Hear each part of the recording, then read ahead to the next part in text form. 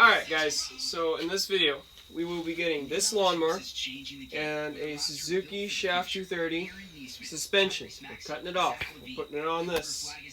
And sorry for starting this kind of far into the video. I keep forgetting to record this, so yeah. But this lawnmower is a 2009 Poland. How do you say that? Poland? I don't know. I think it's Poland. Poland lawnmower. I already took everything out from underneath. The pulley system's taken off. I have taken out the motor. I have taken, cleared the hood off. I have taken some of the quad apart.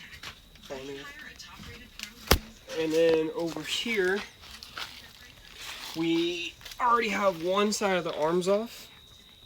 And right here, we're going to cut little tiny tabs off, like over here. Over here, we're cutting these tabs off. You see the hole? Cutting it off right there, there. Some of them we might have to make, and they go in here. So over here, we're just going to weld it on. I am going to have to lengthen the frame a little bit. Not lengthen, but height-wise. And then we're going to structure it. And then as well in this video, we're going to be taking the 230 motor out of this, putting it in here. But this quad does not have rear suspension in the back, so we will have to custom make our own rear axle and setup in the back. Shouldn't be that hard. Never done this. Originally this mower went 30 miles an hour, but I don't know, it kind of got rough on the roads. I live out in the mountains here, so yeah.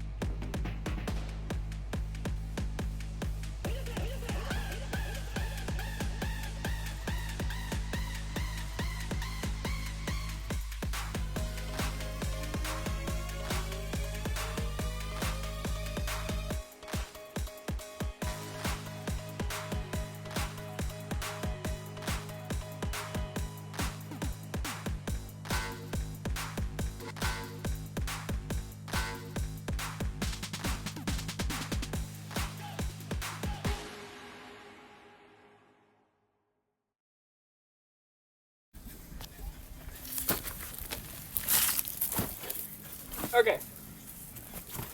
Alright, so on this, I have declared that there will be enough suspension travel. My YouTube short shows me asking you guys, but I've kind of set my mind to it. Now, I did test it on the quad, but what I'm going to do is I'm going to get some of that square tubing over there. I don't know if you can see it or not. And I'm going to make one angled piece here and here. I'm going to do it about 11 inches, I think, long. And then like a inch or two piece holding out. So then my wheels aren't so right here, they're going to be like out here. I'm hoping it'll sit right about here. Yeah, it should sit about here. So yeah, I'm going to do a 2-inch right here. And then I'm going to do the same on the bottom. Drop it down and support it underneath and make my own independent suspension, kind of. It's just bracing for the frame. And yeah, I didn't like the... Alrighty, so I got the motor out of the quad. There are some things I did not expect. So I got the motor set in there. She's big. Much bigger than I was anticipating. And we're very much going to have to cut out the hood. As you can see, we're not even close to shutting. And it might stick out the sides. So, over here, that I thought was a vent. I thought it was a vent to that, but actually, this is a drive shaft. So, it's like a real car. But that's not good because the engine oil runs to it, and it is just dumping out everywhere. That's the gear. What I'm hoping to do is to be able to take this off because it is actually split in here, right there. You could kind of see it. And I'm hoping that I could just take that gear off and then put a sprocket on and plug off any oil flow access. Because, yeah, she's leaking oil everywhere. And then, yeah, but dude, this thing's huge. I thought the suspension was going to be too stiff. These little guys. But no, they're actually going to be either perfect or still too stiff. Because that weight was centered, not up front. Up front, it might work with these. I might get air shocks though. Who thinks Emmett should make a custom exhaust pipe rather than this piece of junk? Just a question. That's what I'm going to do. I'm going to do that. I'm going to chop it, extend it. Dude, it stinks over here. And then, I don't know. Simba.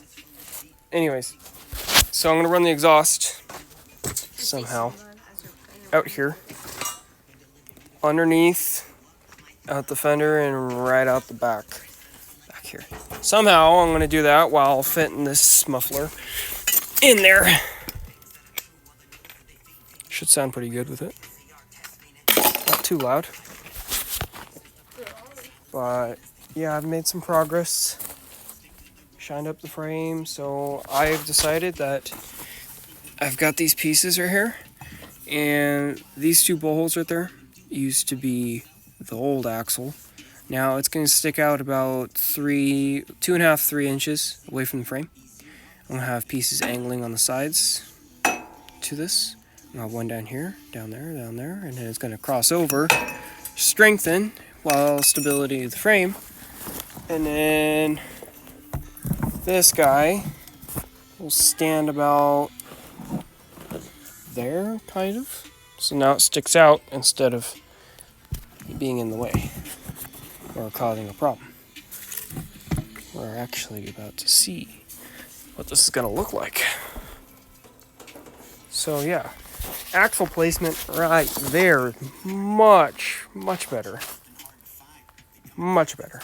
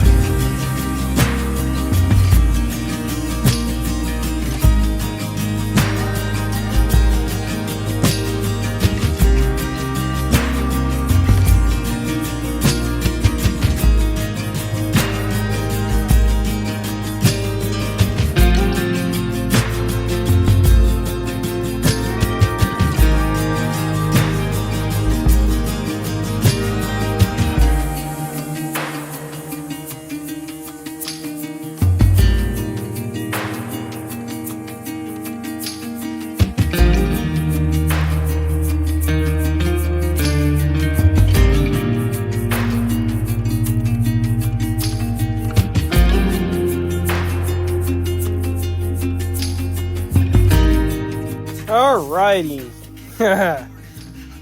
Yes. All I gotta say is yes.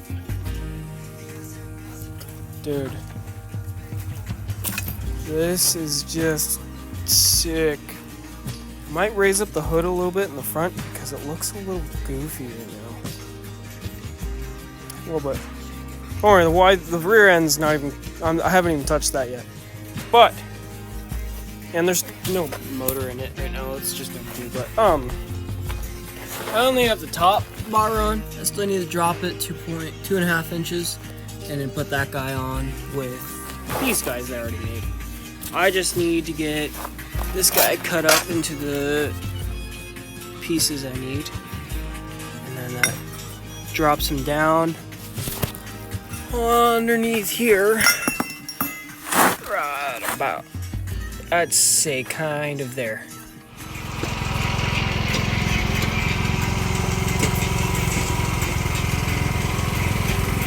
Right now we're just putting the lower arms on. I've lost track of recording, so here we are. This is the idea I was trying to explain. These are the things I cut off. Just sits right in, right? Locks in. Now it's gonna be a pain to get out. Oh, there we go. Okay. Now we're just putting the lower arms on. And now I got them right here. But there's the things. But all I'm doing is this,